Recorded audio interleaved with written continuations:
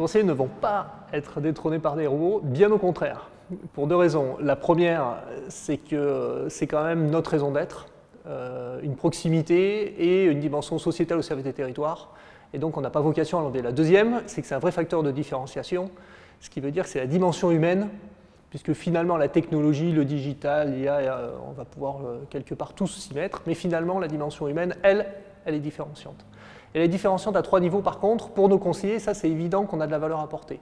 C'est de l'efficacité, réduire au maximum toutes les tâches qui peuvent l'être, que ce soit dans l'avant-vente, la vente ou l'après-vente, avec tous les services, les contrôles et autres qu'on peut faire. Le second point, c'est le conseil. Et là, c'est la dimension humaine, c'est apporter encore plus de valeur à la dimension humaine qui est notre métier, c'est-à-dire connaissance et expertise. Et là, les technologies peuvent apporter énormément de valeur dans cet échange et cette relation qui va se mener. Et le troisième point qu'on va avoir, c'est toute la proactivité.